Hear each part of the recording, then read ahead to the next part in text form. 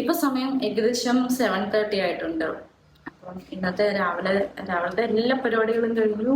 എന്റെ വർക്ക് കഴിഞ്ഞു. പ്രത്യേകിച്ച് ഒന്നുമില്ല. അപ്പം ഞാൻ വിചാരിച്ചു എന്തെങ്കിലും സ്പെഷ്യൽ ആയിട്ട് ഉണ്ടാക്കാം രാത്രി ഡിന്നറിന്. അപ്പം ഞാൻ ഇന്ന് ഉണ്ടാക്കാൻ പോകുന്നത് പനീർ ബട്ടർ മസാലയാണ്. അപ്പം അതിന്റെ റെസിപ്പി ഞാൻ വ്ളോഗ് ആക്കി ഇടാം എന്ന് വിചാരിച്ചു. ഞാൻ ഉണ്ടാക്കുന്ന ഒരു രീതിയാണ് കേട്ടോ. വളരെ ടേസ്റ്റി ആൻഡ് വളരെ സിമ്പിൾ ആയിട്ടുള്ളൊരു മെത്തേഡാണ്.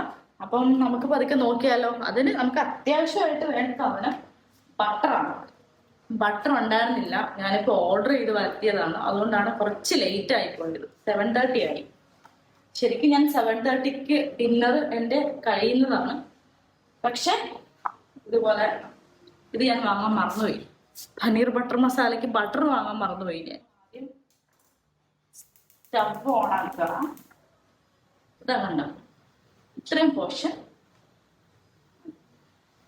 ശരിക്കും നമ്മൾ ബട്ടർ എന്തോരം ഇടുന്നോ അത്രയും തന്നെ കറിക്ക് ടേസ്റ്റ് കൂടും. പിന്നെ ബട്ടർ കുറച്ച് മതി എന്നുണ്ടെങ്കിൽ കുറച്ച് ബട്ടറും ബാക്കി എണ്ണയും കൂടെ ആഡ് ചെയ്യാം. ഞാൻ കുറച്ച് എണ്ണ ആഡ് ചെയ്യുന്നുണ്ട്. പിന്നെ ഈ ബട്ടറും എണ്ണയും ഇഷ്ടമല്ലാത്തവർക്ക് ഗീ വെച്ചിട്ടും ഇതുണ്ടാക്കാം.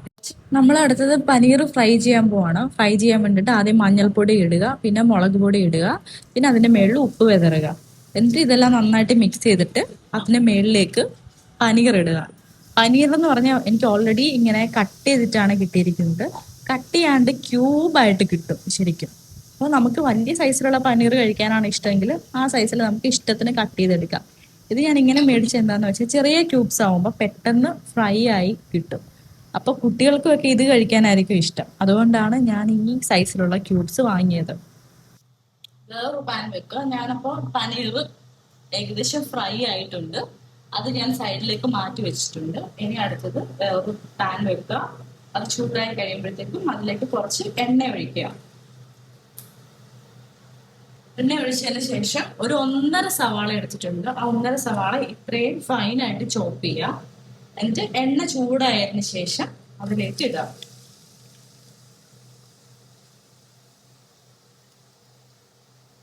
ശേഷം ഉപ്പിടുക. നന്നായിട്ട് ഇളക്കി കൊടുക്കുക. സവാള ചെറിയല്ല, ഒരു അത്യാവശ്യം നല്ല ബ്രൗൺ കളർ ആവുന്നത് വരെ നന്നായിട്ട് സോട്ട് ചെയ്യാം. പിന്നെ നമ്മൾ അതേ സമയം തന്നെ ഇത് കണ്ടു എന്ന് വെച്ചാൽ തക്കാളി ആൻഡ് കാഷ്യൂ നട്ട്സ് ആണ്. കാഷ്യൂ നട്ട്സ് നമ്മൾ ഒരു ചൂടുവെള്ളത്തിൽ ഒരു 2 മണിക്കൂർ ചൂടുവെള്ളത്തിൽ കുതിർത്തി വെച്ചിട്ട് ഈ തക്കാളി കാഷ്യൂ നട്ട്സും കൂടെ നന്നായിട്ട് മിക്സിയിലിട്ട് അടിച്ചെടുക്കുക. ആ പേസ്റ്റ് ആണ് ഇത്. സവാള നന്നായിട്ട് സോട്ട് ചെയ്തതിന് ശേഷം ഈ പേസ്റ്റ് ഇതിലേക്ക് ഒഴിക്കാം. നെക്സ്റ്റ് നമ്മൾ ആഡ് ചെയ്യാൻ പോകുന്നത് ജിഞ്ചർ ഗാർലിക് പേസ്റ്റ് ആണ്. വലിയ പാക്കറ്റാണ്, ഒട്ടിക്കുന്നുള്ളൂ. അത് കുറച്ച് നമ്മുടെ അളവിന് കുറച്ച് ഇടുക. അതിനുശേഷം ഈ പേസ്റ്റ് ഇടുക. ഞാനൊരു പൊടിക്കൈയായിട്ട് കുറച്ച് ടൊമാറ്റോ സോസ് ഒഴിക്കും. എൻ്റെ ഒരു പൊടിക്കൈയാണ്. കുറച്ച്, വളരെ കുറച്ച് മതി. ഒരു ചെറിയ, ഒത്തിരി ആവുന്നത് ഭയങ്കരമായിട്ട് മധുരം വരും. വളരെ കുറച്ച് ടൊമാറ്റോ സോസ് ഒഴിക്കും. എന്നിട്ട് ഇതിലേക്ക് ആവശ്യത്തിനുള്ള മസാല എന്ന് പറഞ്ഞാൽ മഞ്ഞൾപ്പൊടി കുറച്ച്, മുളക് പൊടി ഇടണം, കുറച്ച് ഗരം മസാല, വളരെ കുറച്ച് മല്ലിപ്പൊടി, വളരെ കുറച്ച് ഇടാവുള്ളൂ. ഇത് കുട്ടികളും കൂടെ ഉള്ളത് കൊണ്ടാണ് വളരെ എരിവ് കുറച്ച് ഉണ്ടാക്കുന്നത്. കുട്ടികൾക്ക് അത്ര എരിവ് പറ്റില്ല. അപ്പം വളരെ എരിവ് കുറച്ച് ഉണ്ടാക്കണം. ഒത്തിരി വെള്ളം ഒഴിക്കരുത്. കുറച്ച് മല്ലിയില ഇടുക. നമ്മൾ ഫ്രൈ ചെയ്ത് വെച്ചിരിക്കുന്ന ആ പനീറിന്റെ ഇതിലേക്ക് ഇടുക.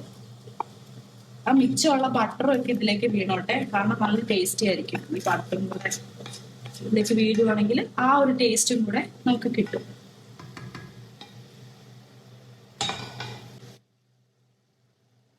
സിമ്പിളിടുക.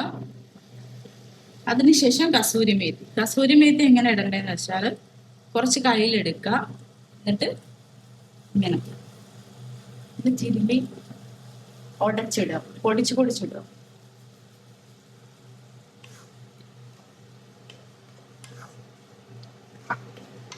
അതിന്റെ മേളിലേക്ക് കുറച്ച് ബട്ടറും കൂടി ഇങ്ങനെ ഇടുക, ചെറിയ ബട്ടർ. ശരിക്കും ഇതിന്റെ മേളിൽ കുറച്ച് ഫ്രഷ് ക്രീമും കൂടെ ഒഴിക്കും. പക്ഷെ കുട്ടികളുള്ളത് കൊണ്ട് ഞാൻ അത്രയും കുറച്ച് ഹെൽത്തി പരിപാടികളെ ഞങ്ങൾക്ക് പിടിക്കുള്ളൂ. അതുകൊണ്ട് ഞാൻ ഫ്രഷ് ക്രീം ഒന്നും ഒഴിക്കുന്നില്ല. ഫ്രഷ് ക്രീമും കൂടെ ഒഴിച്ചാൽ ഭയങ്കര തിക്നെസ് ആയിട്ടിരിക്കും, ഭയങ്കര കാണാനും നല്ല രസമായിരിക്കും, ഭയങ്കര ടേസ്റ്റിയും ആയിരിക്കും. അപ്പം നിങ്ങൾക്ക് ഒഴിക്കണം എന്നുണ്ടെങ്കിൽ ഒഴിക്കാം, നമ്മുടെ ഇഷ്ടമാണ്. അല്ലാണ്ട് നമുക്ക് കഴിക്കാൻ പറ്റും. ഇപ്പൊ തന്നെ അത്യാവശ്യം നല്ല ടേസ്റ്റി ആയിട്ടുണ്ട്. ആ ടൊമാറ്റോ സോസും കൂടെ വന്നപ്പോഴാണ് ശരിക്കും ഒരു ചെറിയ മധുരവും ചെറിയ പുളി സെറ്റായി. ഈ 5 മിനിറ്റ്സ് സിമ്മിലിരുന്ന് വേഗമാണെങ്കിലും കുറച്ചും കൂടെ ഒന്ന് സെറ്റാവും. അത്രേ ഉള്ളൂ. ഇതിന്റെ കൂട്ടത്തിൽ ഞാൻ കഴിക്കാൻ പോണത് ചപ്പാത്തിയാണ്. ചപ്പാത്തി ഞങ്ങളൊരു packet chapati ready to cook chapati മേടിച്ചിട്ടുണ്ട്. ഇനിയിപ്പോൾ അത് ഉണ്ടാക്കുക, ഇതിന്റെ കൂട്ടത്തിൽ കഴിക്കുക, അത്രേ ഉള്ളൂ.